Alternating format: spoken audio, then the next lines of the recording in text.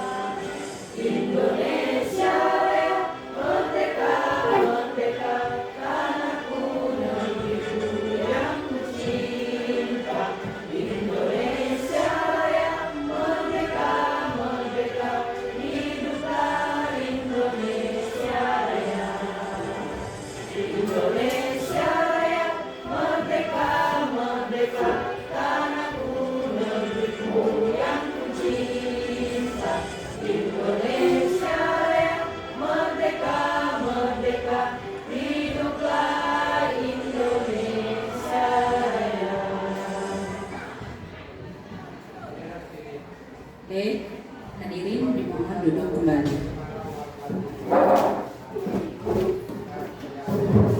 Terima kasih kepada Bu Dei Amanda Desfitri. Ya, sekarang kita lanjut yang ketiga, itu arahan dari Bapak Afrizal selaku Wakil Kurikulum SMK Negeri 1 Sijunjung. Kepada Bapak Afrizal dipersilakan.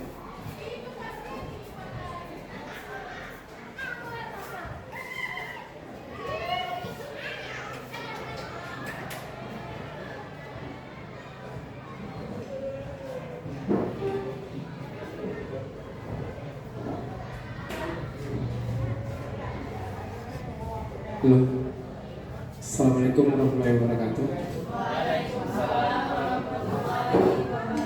Alhamdulillahirrahmanirrahim. Bersyukur kita kepada Allah yang telah merupakan rahmat kurnia kepada kita semua, sehingga kita dapat berkumpul di ruang ini dalam rangka kegiatan bagi Bapak dan Ibu calon guru penggerak untuk tahun 2024. Salam salam untuk Nabi kita Muhammad Sallallahu Alaihi Wasallam yang telah mengambil pengetahuannya dari zaman jahiliyah ke zaman yang berilmu pengetahuan untuk sekarang ini.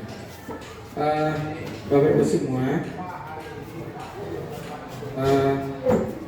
Bapak Pessola mohon maaf tidak bisa hadir hari ini karena ada diklat di Medan. Jadi kami yang mewakili beliau untuk dapat memberikan semacam sambutan. Untuk kegiatan ini sebenarnya adalah sangat baik untuk kita guru-guru muda, di mana pemerintah membuat program guru penggerak dengan berbagai macam kegiatan-kegiatan yang positif yang dapat meningkatkan keprofesionalan kita sebagai guru. Sebenarnya mungkin sasarannya untuk semua guru, cuma mungkin sekarang diarahkannya adalah kepada yang usianya yang agak lebih muda. Di harapan kami, di apa yang dilakukan kali ini berupa praktik baik. Jadi hendaknya tidak hanya untuk di sini saja.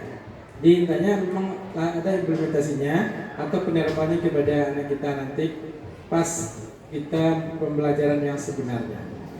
Itulah harapannya yang sebenarnya kita yang diharapkan oleh pemerintah itu adalah tidak hanya dalam pemenuhan program saja, tapi hendaknya adalah memang betul-betul terlaksana dalam pembelajaran sehari-hari.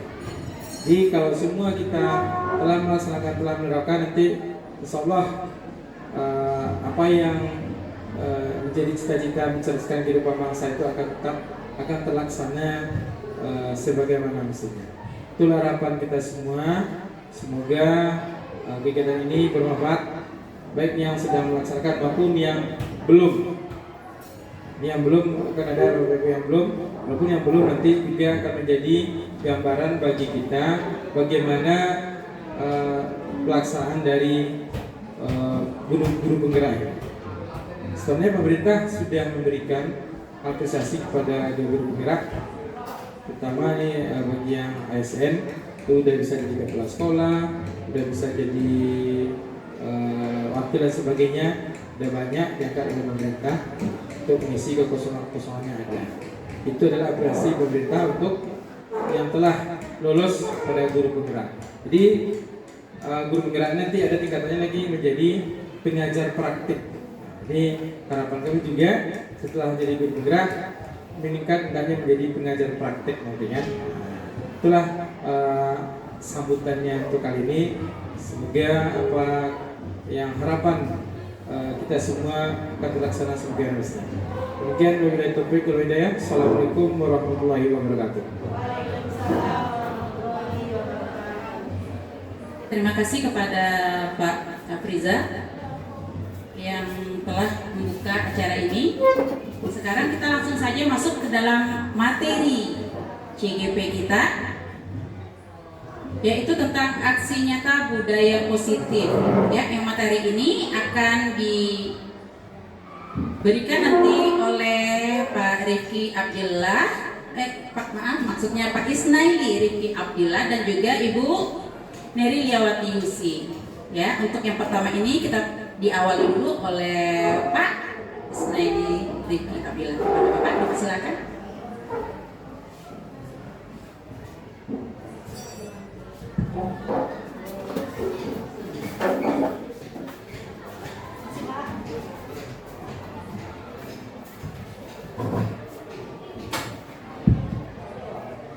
Bismillahirrahmanirrahim. Terima kasih saya ucapkan kepada moderator yang telah membuka acara kita hari ini. Acara ini adalah bentuk dari aksi nyata calon guru penggerak di modul 1.4 yaitu budaya positif. Di sini kami berkolaborasi berdua antara saya dengan Ibu Neriawati Usi. Pertama dan utama sekali, marilah kita mengucapkan puji dan syukur kepada Allah Subhanahu wa taala yang telah memberikan kita rahmat dan karunia-Nya sehingga kita dapat berkumpul pada hari ini dalam kegiatan aksi nyata modul 1.4 yaitu budaya positif. Kemudian salawat beserta salam tidak lupa kita sampaikan kepada junjungan kita yakninya Nabi besar Muhammad SAW dengan mengucapkan Allahumma sholli ala sayyidina Muhammad wa ala ali sayyidina Muhammad. Baiklah, Ibu, Bapak, Ibu semuanya,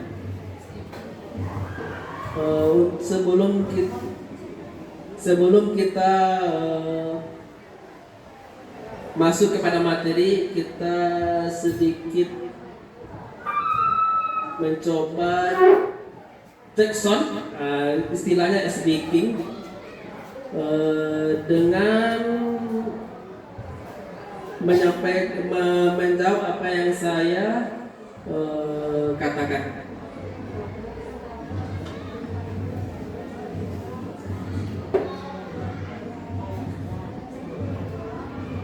Dengan menguji konsentrasi mengerjakan apa yang saya kerjakan. Berdiri ya.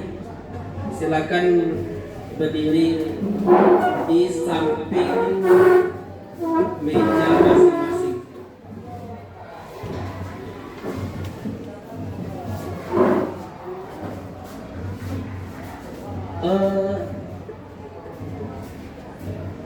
Oke, baiklah Bapak Ibu, Ibu-ibu ya, bapaknya sudah. Jadi untuk penyemangat kita hari ini, kita mulai dulu tes semangatnya sebelum kita uji konsentrasi. Yang pertama yaitu cek sound semangat, tepuk semangat seperti ini Bapak Ibu. Tepuk semangat, saya coba bantu ya. Tepuk semangat. Dang dang dang, ding ding ding, dung dung dung, dang dang dang, ding ding ding, dung dung dung. Se, aha aha, ha, aha aha, he, aha aha, semangat. Nah seperti itu kira-kira Bapak Ibu, Ibu-ibu, ayo kita cek dulu. Kita cobakan ya Bapak Ibu. 1, 2, 3.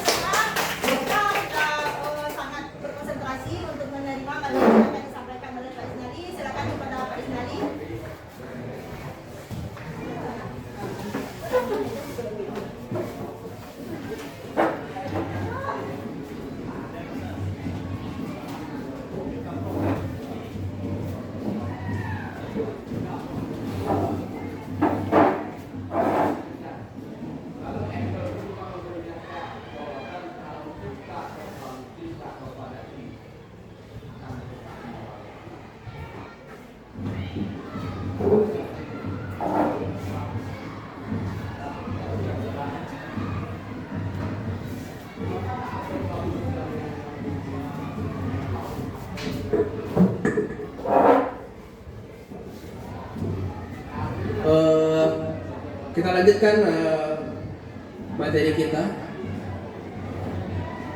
Ini adalah suatu aksi nyata pengimbasan dari apa yang kami dapatkan dalam pendidikan guru penggerak. Harus melakukan pengimbasan, penyampaian kepada sekolah yang kita masing-masing, sekolah masing-masing.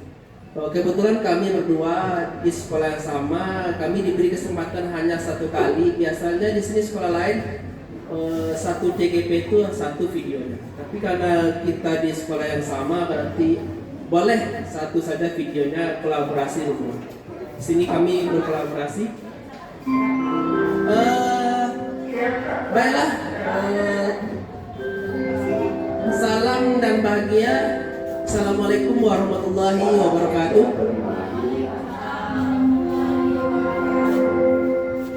Diseminasi budaya positif.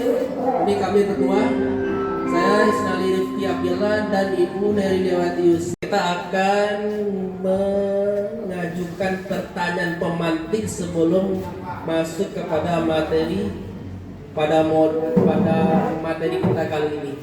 Di sini hanya cukup menjawab setuju atau tidak setuju. Yang pertama, hukuman dapat mendisiplinkan anak.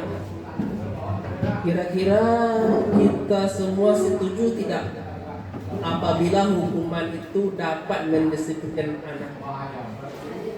Setuju atau tidak setuju? Setuju. Hukuman dapat mendisiplinkan anak. Jawabannya setuju ya.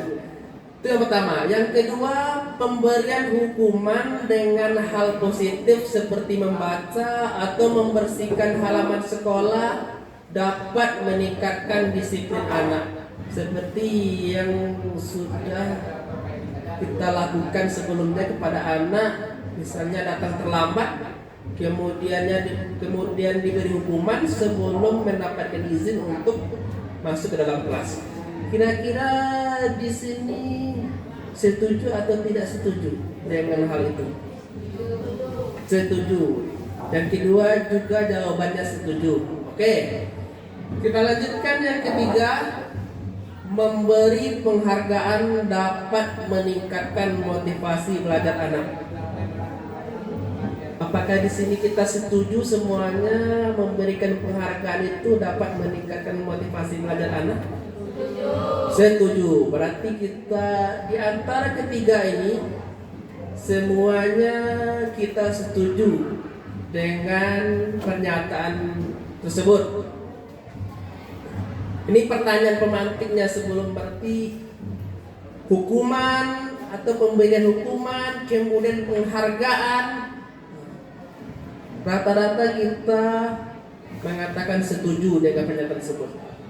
Nah, selanjutnya berdasarkan pertanyaan pemantik ini, sebelum masuk ke materi saya akan menjelaskan sedikit. Ini adalah foto dari Ki Hajar Dewantara, nah alias Raden Mas Suwardi Surjadiningrat.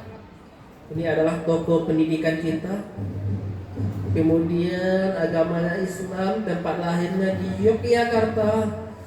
Lahir Kamis 2 Mei 1889 dan diperingati sebagai hari lahirnya, atau hari lahirnya tersebut diperingati sebagai Hari Pendidikan Nasional. Ki Hajar Dewantara, Bapak Pendidikan. Kemudian warga negara Indonesia, istrinya Nyi Sutartina. Ini di pendidikan guru penggerak tentang Bapak ini diberikan pada modul pertama 1.1. Pembelajaran yang menurut Ki Hajar Dewantara. Nah, ini pemikirannya, pemikiran dari Ki Hajar Dewantara tentang pendidikan.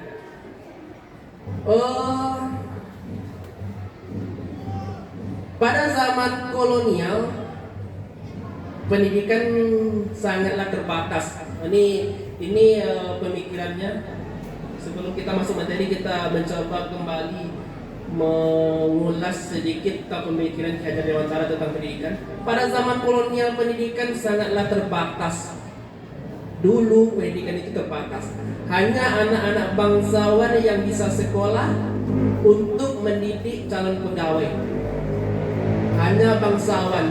Kita garis bawahi, hanya anak-anak bangsawan yang bisa sekolah untuk mendidik calon pegawai. Tahun 1922 lahir Taman Siswa di Yogyakarta sebagai gerbang emas kemerdekaan dan kebudayaan bangsa. Berkat jasa Ki Hajar, hingga saat ini semua warga Indonesia bisa menikmati, mengikuti pendidikan dan pengajaran. Nah, disinilah awal mulanya pendidikan itu di tahun 1922 dengan lahirnya Taman Siswa, tempat belajar bagi anak-anak Indonesia.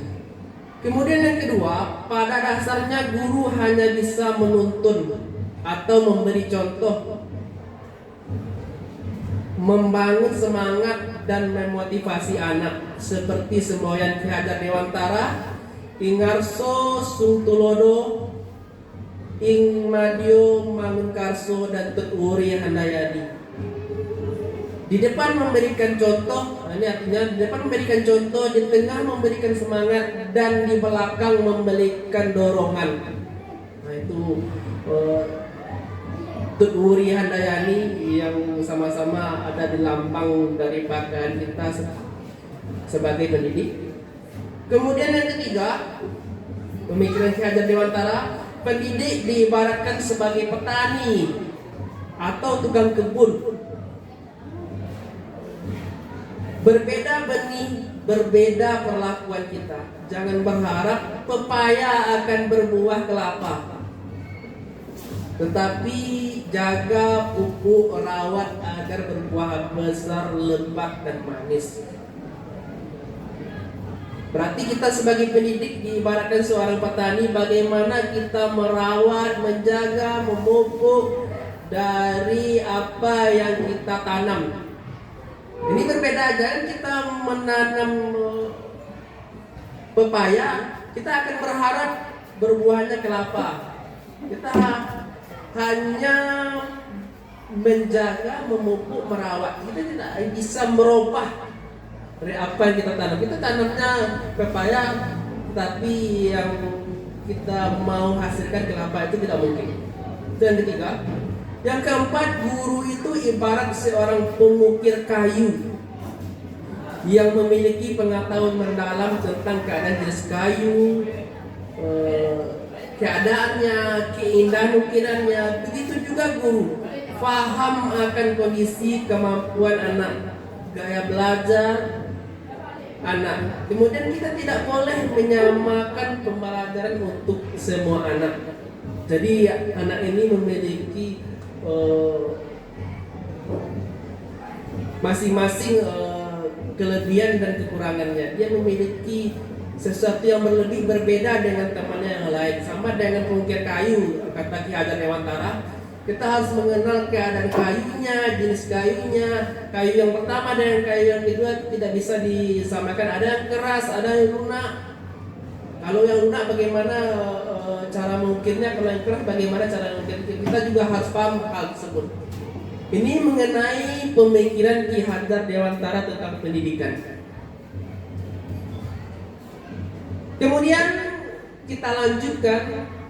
Nah, ini masuk kepada materi yang saya sampaikan ini adalah budaya positif, nilai kebajikan, dan keyakinan kelas. Sama-sama kita lihat di depan di layar, budaya positif. Budaya positif sekolah adalah suatu budaya sekolah yang mampu mendorong semua warga sekolah untuk memiliki kebiasaan baik, kepribadian unggul dan berbudi pekerti. Jadi kebiasaan-kebiasaan yang baik itu termasuk kepada budaya positif. Misalnya budaya positif literasi. Sebelum masuk pelajaran pertama kita mengadakan literasi dahulu, atau membacakan ayat pendek terlebih dahulu, atau membaca juz amma sebelum memulai pelajaran. Itu adalah contoh dari budaya positif. Budaya-budaya positif, budaya-budaya yang baik atau budaya-budaya unggul yang sudah kita miliki dan perlu kita tingkatkan. Itu mengenai budaya positif. Kemudian yang kedua, nilai kebajikan. Nilai kebajikan itu adalah nilai-nilai luhur pada profil pelajar Pancasila. Di sini ada 6 nilai-nilai luhur pada profil pelajar Pancasila. Yang pertama, beriman. Ini beriman ini terletak pada pertama sekali, beriman bertakwa kepada Tuhan Yang Maha Esa dan berakhlak mulia. Ini profil pelajar Pancasila seperti yang kita lihat pada akhir-akhir ini. Pendidikan itu berdasarkan pada profil pelajar Pancasila. Berarti tujuan dari pendidikan atau pengajaran itu adalah menciptakan sebuah profil pelajar Pancasila. Ada 6. Yang kedua, mandiri. Kemudian bernalar kritis, berkebinekaan global, bergotong royong dan kreatif. 6 hal ini yang menjadi tujuan dari pembelajaran atau pengajaran yang kita sampaikan. Kemudian kita lanjutkan, keyakinan kelas adalah bentuk kesepakatan antara guru dengan murid di kelas untuk menumbuhkan motivasi intrinsik. Sebelum kita masuk pembelajaran pada semester, awal semester, kita tentu akan mengadakan atau menyampaikan keyakinan kelas atau menyepakati keyakinan kelas apa yang akan kita buat untuk 1 semester ke depan. Ini berisi tentang kesepakatan antara guru dengan murid agar proses belajar atau pembelajaran 1 semester itu berjalan dengan baik dan lancar. Nah, hal tersebut termasuk kepada motivasi intrinsik, yaitu motivasi dari dalam diri. Kita menyepakati bukan sebagai aturan, tapi keyakinan kelas. Kita rumuskan secara bersama-sama. Kita diskusikan secara bersama-sama antara guru dengan murid. Kemudian biasanya yang kita tempel peraturan jika anak melanggar ada sanksi atau konsekuensi. Setiap hal atau peraturan atau keyakinan kelas pasti kita akan melakukan konsekuensi atau sanksi terhadap pelanggar dari peraturan atau keyakinan kelas tadi. Kemudian kita lanjutkan di slide berikutnya, yang mana yang merupakan keyakinan kelas, mengapa? Di depan sudah ada kesepakatan kelas. Yang pertama, kami guru dan murid yang saling menyayangi. Kemudian kami murid yang semangat belajar. Kemudian C, kami murid yang peduli dengan teman-teman. Nah, itu contoh dari kesepakatan kelas dari yang sudah disepakati.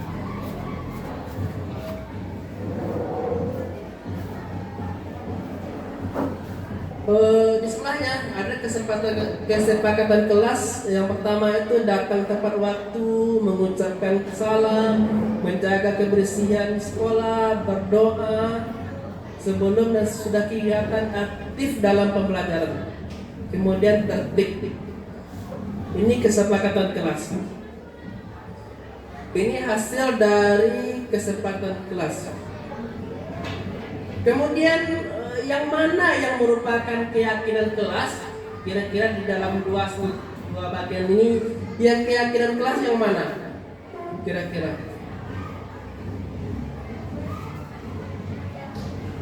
Karena kira-kira yang keyakinan kelas di antara dua bagian tersebut.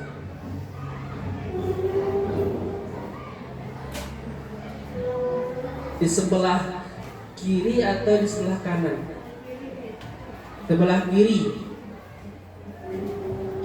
Sebelah kiri keyakinan kelas, sebelah kanan kesepakatan kelas. Ya, seperti itu. Kira-kira.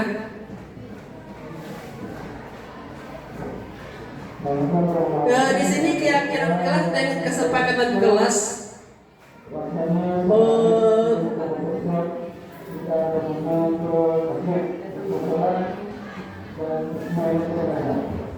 Yang mana?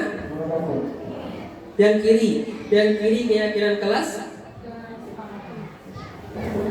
Yang kiri kesepakatan kelas. Yang kanan?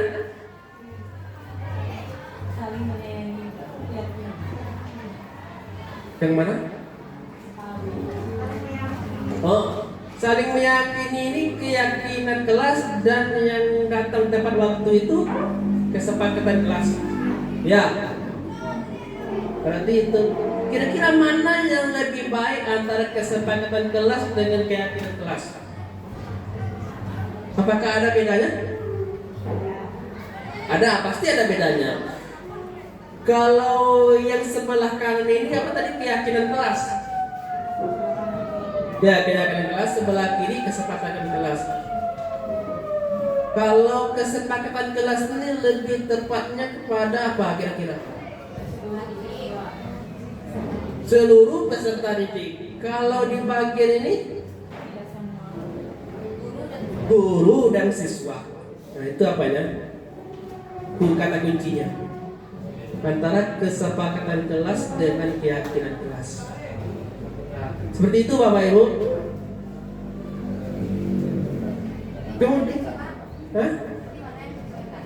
yang lebih cocoknya yaitu keyakinan kelas. Yang menyepakati. Kalau menyepakati berdua, berarti kan kita bisa berdiskusi setelah dia melaksanakan kesalahan. Kan sudah kita sepakat, kita sudah diskusikan bahwa ini yang akan kita terapkan. Nah, itu apanya? Kata kuncinya. Nah, kita bisa berdiskusi, apalagi pada zaman sekarang. Kata Ki Hajar Dewantara, anak-anak itu ada kodrat alam dan kodrat zaman.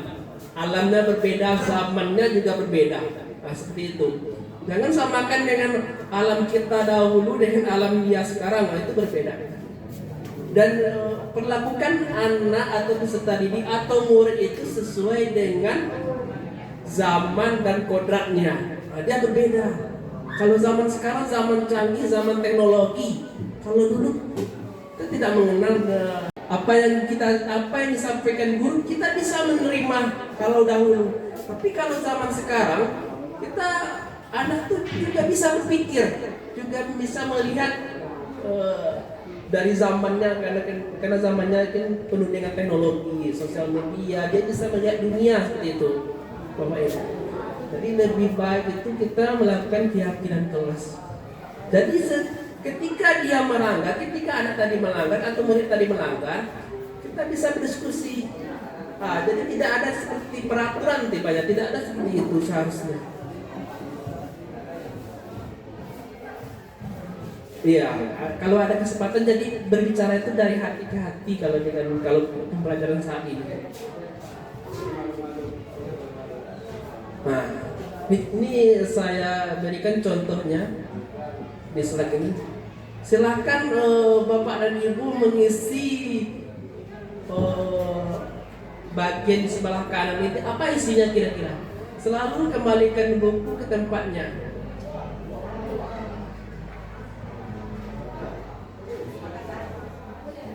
Selalu memberikan buku ke tempatnya. Dilarang mengganggu orang lain hadir di sekolah. Yang pertama apa? Kesepakatan. Yang kedua, keyakinan dilarang itu. Kalau dilarang itu biasanya apa? Peraturan isinya antara Nah, isinya antara peraturan dan keyakinan kedua itu. Isinya itu.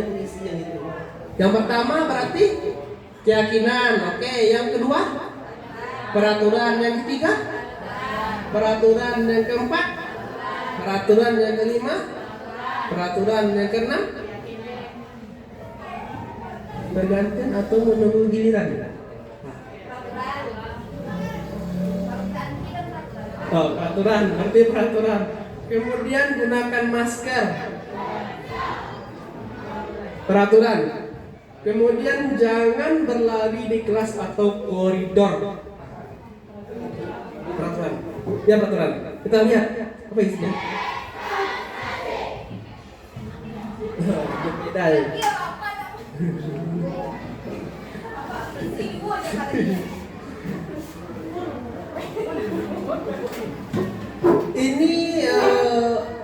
Ini tadi keyakinan kelas.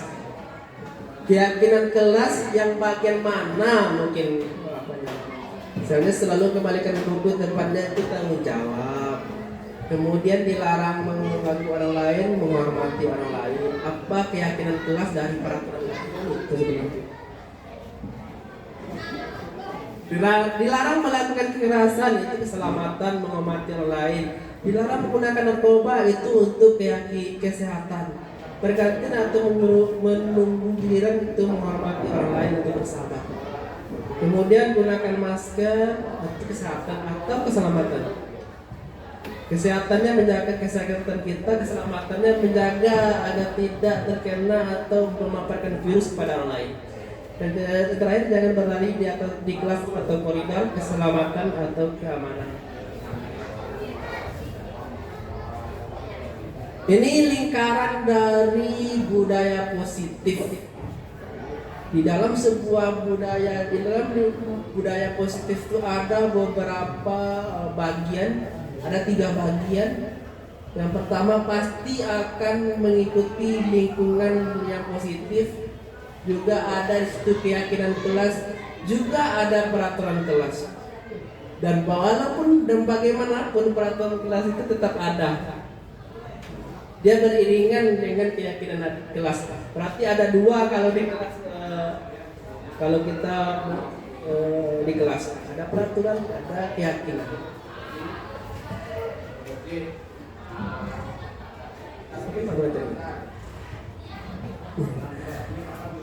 Di sini materi selanjutnya yaitu perbedaan hukuman, konsekuensi, dan restitusi. Hukuman adalah bersifat satu arah. Kalau kita menghukum berarti kita satu arah. Tapi kalau ada negosiasinya berarti itu tidak ada hukuman. Hukuman adalah bersifat satu arah dari pihak guru yang memberikan dan murid hanya menerima suatu hukuman tanpa melalui suatu kesepakatan atau mengarah dari pihak guru. Berarti guru saja yang memberikan satu arah. Dia tidak ada di sini kesepakatannya. Tidak ada negosiasi. Kalau terlambat misalnya silakan membersihkan halaman sekolah atau silakan memungut sampah, itu hukuman. Kemudian konsekuensi adalah sudah terencana atau disepakati antara guru dengan murid. Kemudian yang terakhir, yang ketiga, restitusi. Restitusi ini adalah proses menciptakan kondisi murid untuk memperbaiki kesalahan murid. Restitusi ini sama dengan segitiga. Apabila suatu anak atau suatu murid melakukan kesalahan, nah ada restitusinya, ada segitiga. Bagaimana kita menyelesaikan kalau anak melakukan suatu kesalahan yang tidak seharusnya dilakukannya. Berarti ini adalah bagaimana segitiga, bagaimana kita memproses anak. Dari anak itu melakukan kesalahan, nah kita proses sampai anak itu bisa mengakui bahwa dia juga bahwa yang dia lakukan itu salah. Kemudian yang kelima adalah posisi kontrol sebagai guru. Guru itu ada di sini jenis kontrolnya ada 5. Ini materinya cukup menarik. Posisi kontrol ada yang guru itu sebagai penghukum. Dia hanya marah-marah dan menghukum siswanya kalau siswa itu melakukan kesalahan. Kemudian yang kedua, guru itu akan membuat siswa itu merasa bersalah apabila melakukan kesalahan. Contohnya, tidak kasihan dengan bapak, sudah 2 kali bapak dipanggil oleh kepala sekolah karena kesalahan Anda. Buat guru itu membuat anak itu merasa bersalah. Kemudian yang ketiga, teman. Bagaimana posisi itu menjadi teman dari siswa atau murid atau anak. Kemudian sebagai pemantau. Kalau pemantau hanya memantau-mantau keadaan dari sesuatu bagian, sesuatu yang dipantau, sama dengan orang memantau di kegiatan di luar dipantau. Jadi kita memantau anak itu.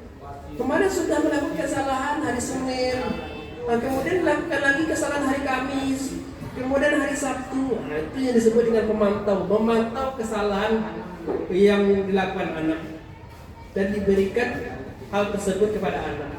Kira-kira apa salahnya? Kenapa berulang kali melakukan kesalahan? Kemudian, ini yang terbaik.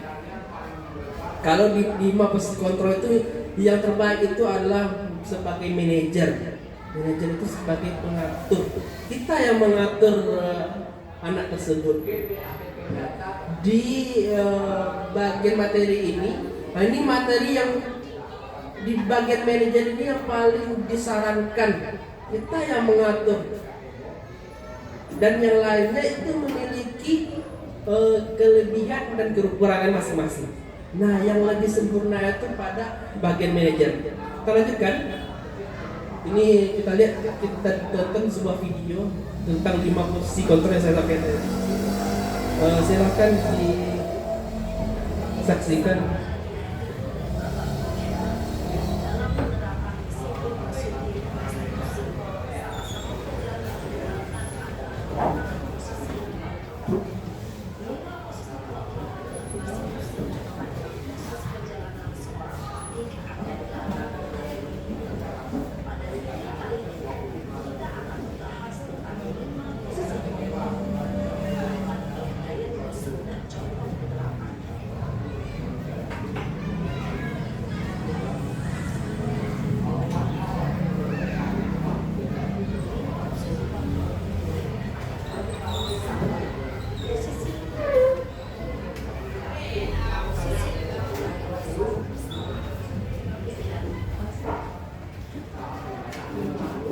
Posisi pemantau atau monitor dan 5 posisi manajer.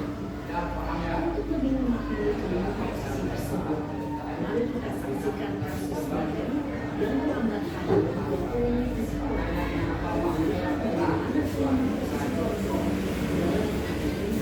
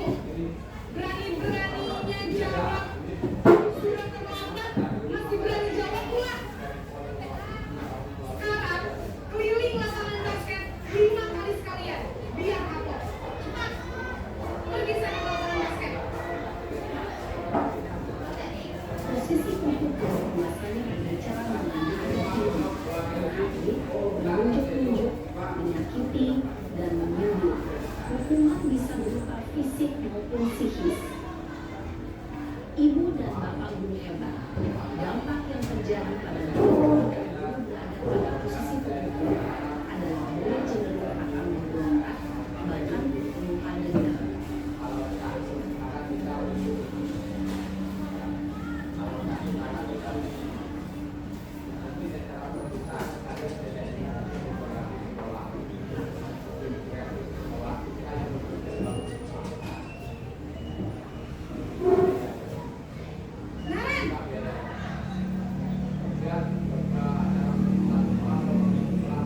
Ibu, Naren, kamu kenapa terlambat lagi, nak?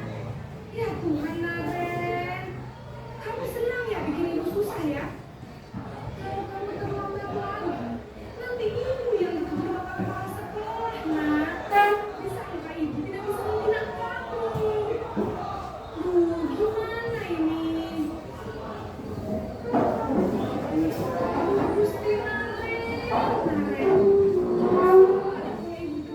Terus, sekarang ibu harus bisa apa ya, ibu absen?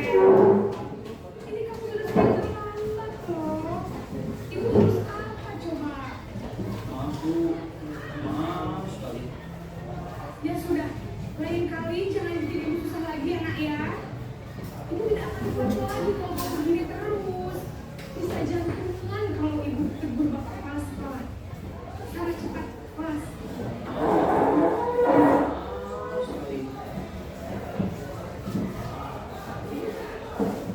Posisi membuat rasa besar, berbicara dengan nada tenang, cenderung lembut, namun kata-kata yang diutarakan membuat murid merasa menjadi terlalu memandang buruk dirinya sendiri, merasa tidak berharga, dan tidak sanggup membahagiakan orang lain. Ketika guru mengambil posisi membuat rasa besar, murid akan menganggap dirinya yang bersalah dan ia akan menyimpan emosi negatif tersebut di dalam dirinya.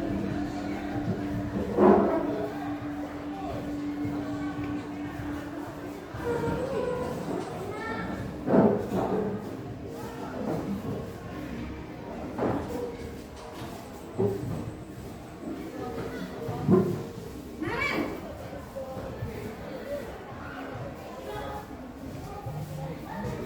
Ibu, Wah, sudah jam berapa ini, nak? Terlambat lagi ya, sayang. Iya Bu, habis guru saya rumah bangunkan saya Bu. Kamu malah menyalahkan ibu kamu. Kamu bukannya anak yang larinya paling kencang. Kok terlambat sih? Iya Bu, saya memang terlambat bangun tadi. Jadi biarpun saya lari kencang, tetap gak kekejar Bu. Ya sudah sana. Nanti lain kali larinya lebih kencang lagi ya. Biar gak terlambat lagi. Bikin senang ibu. Demi ibu. Bisa kan? Bisa lah Bu. Ya sudah sana masuk kelas. Ibu beresin urusan absen kamu. Kamu ini ada-ada saja.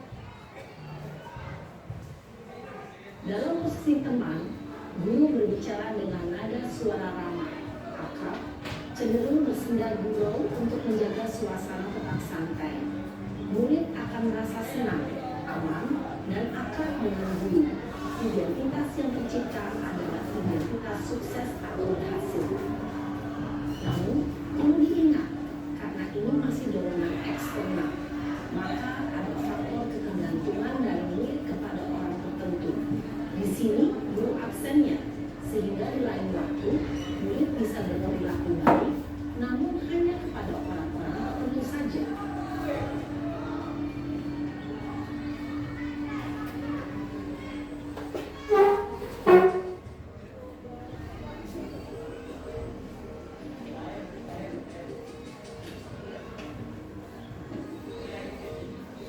Naren!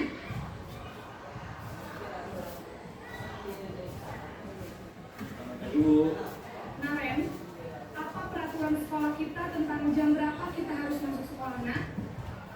kita harus di sekolah jam 7 Bu. Iya betul, sekarang sudah jam 7.20. Naren sudah tahu konsekuensinya jika terlambat hadir. Paham Bu, saya harus tinggal kelas pas jam istirahat selama 20 menit. Iya benar, konsekuensinya demikian. Jadi nanti jam 9.30 pas istirahat, kamu harus tinggal di kelas, kerjakan tugas tambahan untuk ketinggalan kamu, ya? Baik Bu. Posisi pemantau mengandalkan penghitungan atau data untuk mengontrol murid. Guru mengarahkan murid berdasarkan peraturan dan konsekuensi. Seorang pemantau menunjukkan bahasa tubuh dan ekspresi wajah yang datar dan cenderung formal.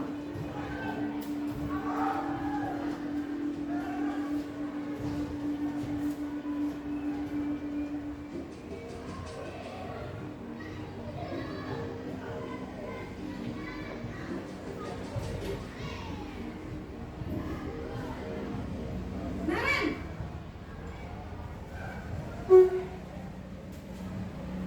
Selamat pagi Bu. Selamat pagi, Naren. Maaf Bu, saya terlambat. Iya, sekolah masuknya jam 7, sekarang sudah jam 7.20. Jadi sekarang bagaimana ini, Naren? Maaf Bu, saya lupa setel alarm saya semalam. Baiklah, menurut kamu, keyakinan sekolah yang mana yang perlu kamu tingkatkan? Menghargai diri sendiri dan orang lain mungkin ya Bu. Setuju. Jadi, apakah Naren meyakini prinsip saling menghormati tersebut? Iya Bu, saya meyakininya. Apakah Naren bersedia memperbaiki masalah keterlambatan ini? Bersedia Bu. Bagaimana kamu akan memperbaiki masalah keterlambatan ini? Saya akan coba untuk tidak lupa menyetel alarm saya Bu. Baik, kalau Naren lupa menyetel alarm di rumah, ada orang yang kira-kira bisa bantu mengingatkan tidak? Ada Bu, kata saya, Kak Emma. Ada lagi selain Naren? Selain Kak Emma, ada ibu saya. Baik, jadi yang mengingatkan Naren adalah Kak Emma dan ibu kamu ya. Kira-kira akan mulai start alarm kapan nih Naren? Setelah pulang sekolah, akan segera saya lakukan. Baik, jadi Naren akan setel alarm untuk bangun besok pagi dan akan diingatkan oleh kakak dan ibunda Naren ya. Ada lagi yang mungkin perlu dilakukan Naren agar tidak terlambat bangun lagi. Tidak ada Bu. Baik Naren, terima kasih untuk kerjasama kamu. Sekarang kamu perlu kembali ke kelas untuk belajar. Baik Bu, terima kasih. Posisi manajer adalah posisi kontrol yang disarankan untuk membimbing murid memiliki sikap disiplin yang positif, yaitu murid yang mandiri, bertanggung jawab, dan dapat memecahkan masalah. Tujuan dari posisi ini adalah agar murid dapat berefleksi atas tindakannya. Guru akan dengan tulus memberikan pertanyaan-pertanyaan bermakna, sehingga membuat murid dapat belajar dari kesalahannya dan mencari sebuah solusi untuk menyelesaikannya. Ibu dan bapak guru hebat, setelah mengamati adegan kelima posisi kontrol tadi, kira-kira posisi mana yang paling ideal? Posisi mana yang dapat menunjang motivasi intensif murid? Ya, tentu posisi manajer. Posisi ini memang posisi ideal dan ini dituju setiap pendidik. Pada posisi inilah, guru dapat menerapkan disiplin positif dan berpihak pada murid yang memerdekakan murid. Perjalanan seorang pendidik tentunya tidak mudah untuk sampai pada posisi seorang manajer. Namun, tujuan kita pasti, yaitu menciptakan murid-murid yang mandiri, merdeka, dan bertanggung jawab. Semoga penggambaran 5 posisi kontrol yang telah diperlihatkan ini dapat menjadi ajang refleksi bagi kita semua agar dapat terus mengasah dan menerapkan disiplin positif yang memerdekakan murid. Mari terus berlatih dan bersemangat. Selamat menerapkan. Salam yang bahagia, Ibu dan Bapak Guru hebat.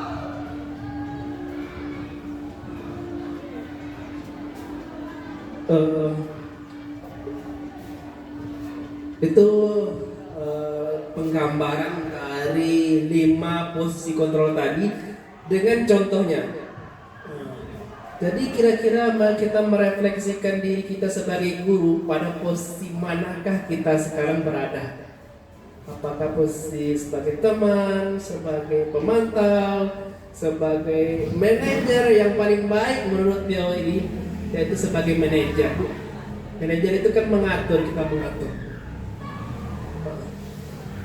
Kemudian diberikan contoh, kalau menghukum bagaimana? Apa nadanya segala macamnya, itu sudah ibu-ibu lihat materi kita untuk 5 posisi kontrol sebagai seorang pendidik atau sebagai seorang guru.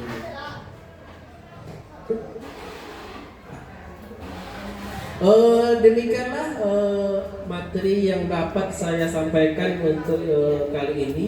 Saya serahkan kepada Ibu Neri Lewati Yusri.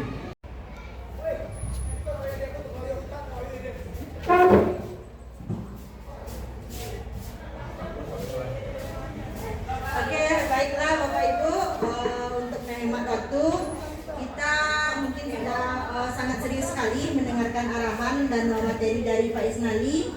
Sekarang kita ice breaking sebentar dulu untuk menghilangkan rasa jenuh kita sesaat dari materi awal ke materi selanjutnya yang akan saya sampaikan.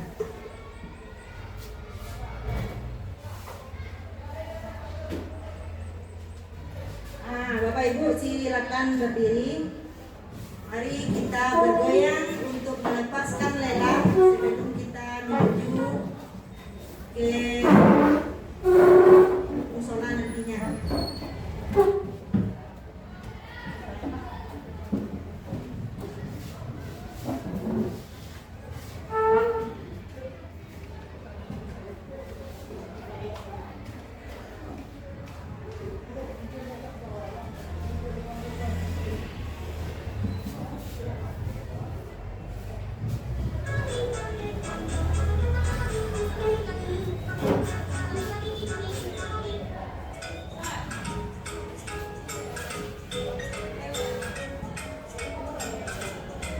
Mari kita bersama-sama goyang penguin, senam penguin untuk melepaskan lelah kita.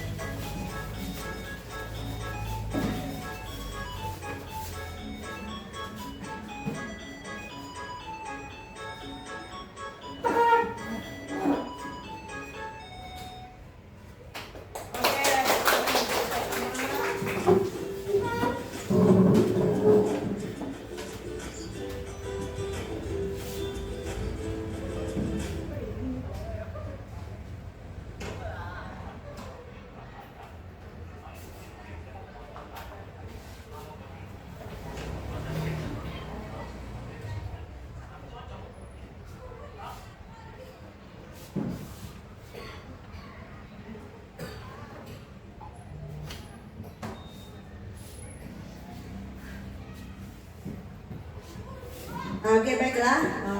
Itulah tadi is breaking kita untuk melepaskan keseriusan kita pada materi yang sebelumnya disampaikan oleh Bapak Isnali Rifki Abdillah, CGP Angkatan 11, dan sekarang giliran saya untuk menyampaikan materi selanjutnya, yaitu tentang yang kelima telah selesai. Yang pertama tadi adalah di posisi mana Bapak Ibu berada.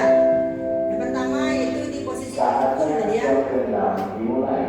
Bagaimana seorang guru yang menghukum itu?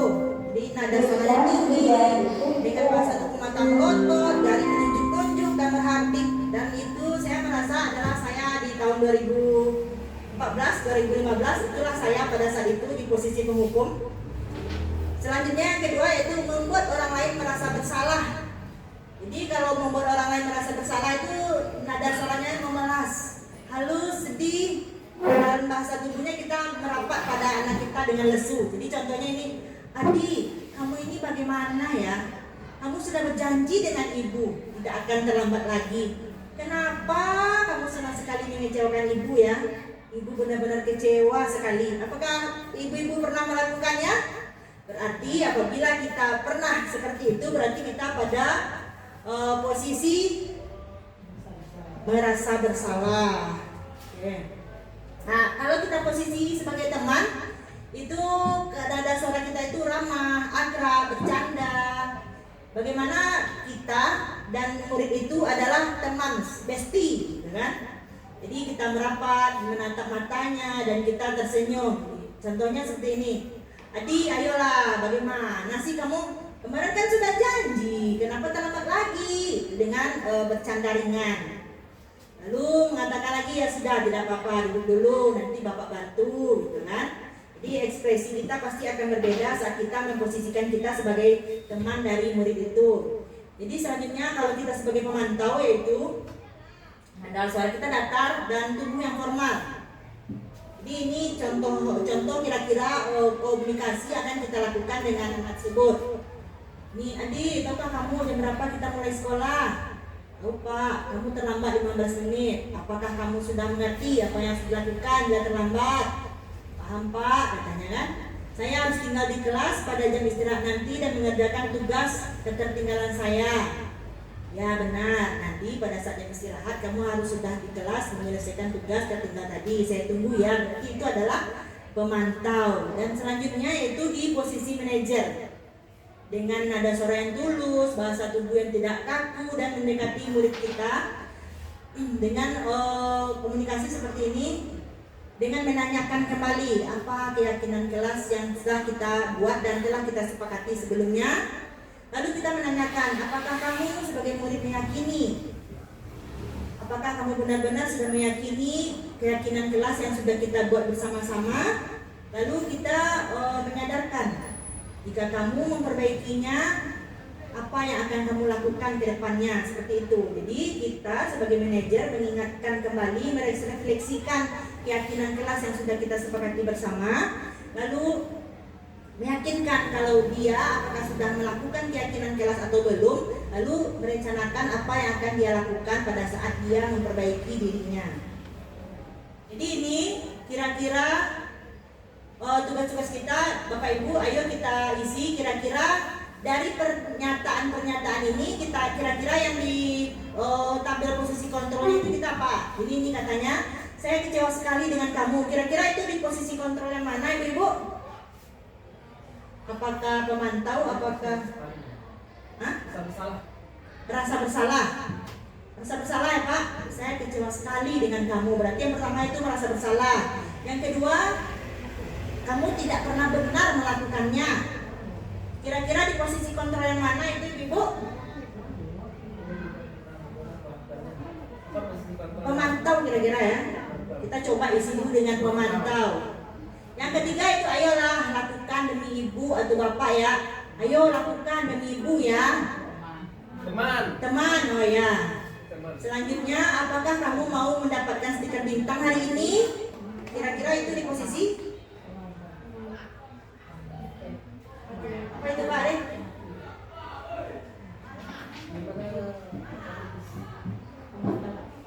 Kita coba di pemantau dulu. Lalu selanjutnya, bagaimana kamu bisa menyelesaikan masalah ini? manajer. Nah, kita isi manajer nanti ya. Kamu selalu yang paling terakhir di posisi pemantau. Coba kita lihat. Oh, oke. Jadi ini jawaban yang sebenarnya itu. Jadi yang pertama tadi adalah membuat merasa bersalah. Karena saya kecewa sekali dengan kamu. Yang kedua itu adalah penghukum.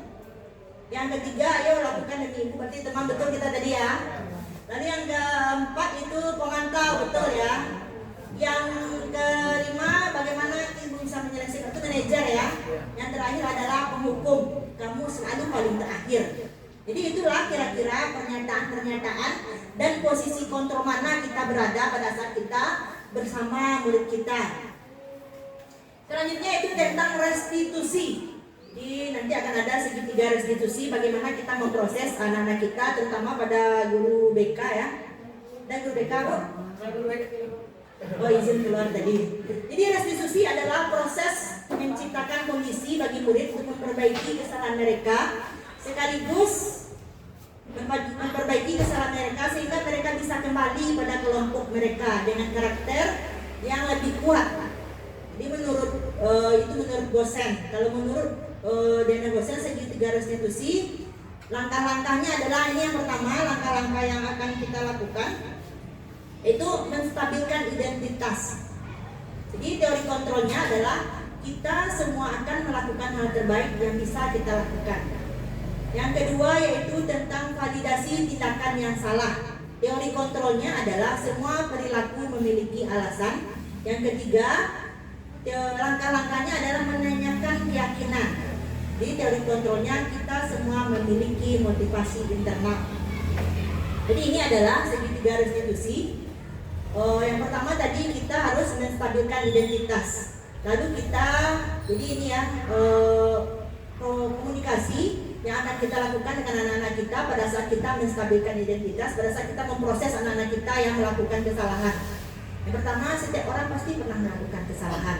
Dan kamu bukanlah satu-satunya yang pernah melakukan ini. Jadi itulah kira-kira kalimat atau pernyataan yang akan kita ucapkan kepada murid kita pada saat kita memproses mereka.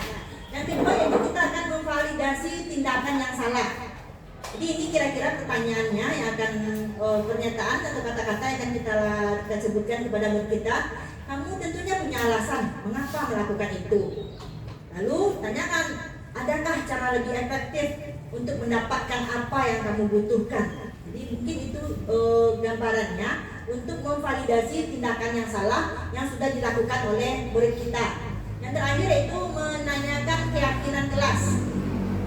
Jadi apabila dia membuat kesalahan terlambat, berarti keterlambatan itu dia tidak disiplin. Jadi kita tanyakan, kira-kira keyakinan kelas apa yang telah kita sepakati sebelumnya di kelas gitu. Lalu dilanjutkan dengan menanyakan, kamu ingin menjadi orang seperti apa? Ya, apabila selalu datang terlambat, kira-kira nanti kamu mau menjadi orang seperti apa bila selalu terlambat? Jadi ini adalah intervensi 30 detik. Intervensi ini kita membantu murid kembali ke tujuan semula. Ini cukup singkat dengan cara non-konfrontatif. Ini pertanyaan-pertanyaan yang bisa kita ajukan sebagai pemantau atau sebagai manajer. Jadi ini kira-kira pertanyaannya yang akan kita lakukan kepada murid kita. Jadi saat kita memproses murid, kira-kira ini adalah pertanyaan-pertanyaan yang akan kita lakukan saat kita pada posisi kontrol pemantau dan posisi kontrol manajer. Ini contohnya, apakah kamu ingin berbuat lebih baik?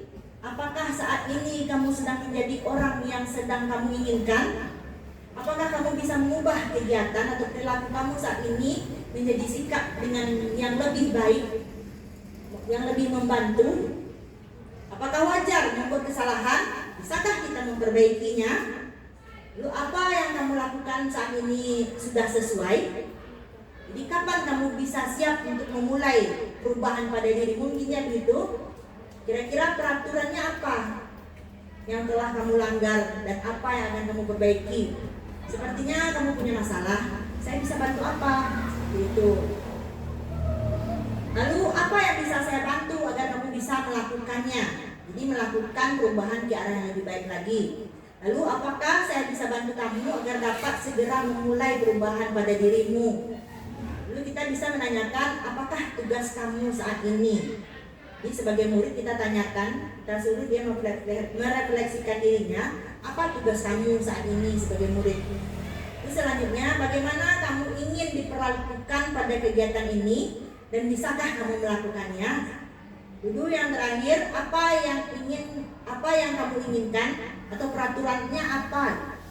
Ini pada saat mereka membuat kesalahan dan kita akan menanyakan kepada mereka apa yang diinginkannya, lalu peraturan apa yang ingin yang diketahuinya, lalu kita bisa memasukkan ke masalah-masalah yang sedang mereka hadapi, seperti terlambat datang ke sekolah berarti dia tidak disiplin. Lalu kita tanyakan kira-kira kamu seperti apa maunya, seperti itu lebih kurang Bapak Ibu. Jadi ini yang terakhir, slide terakhir, yaitu kami memotong dari ucapan bijak. Tidak ada anak yang bodoh, yang ada hanya anak yang tidak mendapat kesempatan belajar dari guru yang baik dan metode yang benar.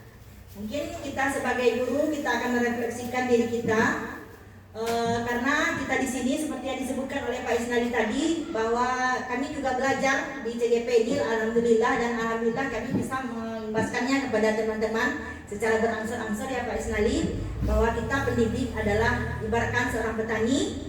Dan petani apabila mereka menanam padi, maka mereka akan menghasilkan padi, dan jangan berharap padi itu akan menjadi jagung atau kelapa. Jadi pada saat kita menanam padi, kita akan memupuknya, menjaganya, memberikan perairan yang baik, pencahayaan yang baik, dan itulah tugas kita agar padi itu tumbuh sebagaimana mestinya, seperti itu. Dan ini tantangan yang luar biasa untuk kita para guru. Dan insya Allah kita bisa melaluinya apabila kita benar-benar yakin bahwa murid itu adalah mereka juga ingin tumbuh bersama dengan kita, bersama-sama belajar.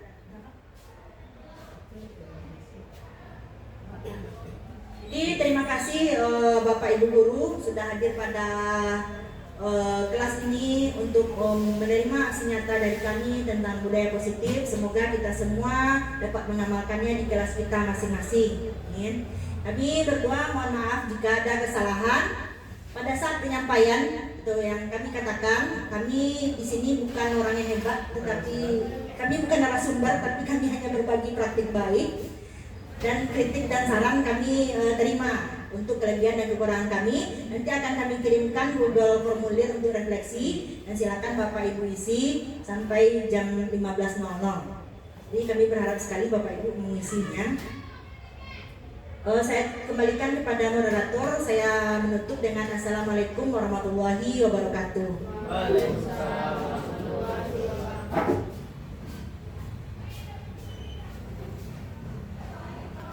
Oke, terima kasih kepada Pak Isnaili dan Bu Neri. Kita berikan aplausnya dulu dong. Iya. Oke, semoga kita ke depannya besok juga bisa menyusul untuk CGP angkatan selanjutnya dan bla bla bla bla. Amin. Dan kita juga yang akan jadi nih pematerinya nanti ya. Amin. Oke.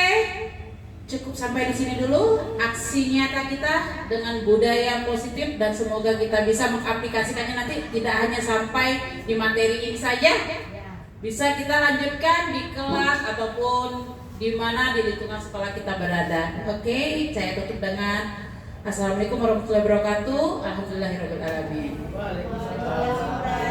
Oke, semua kita selalu selamat Pak.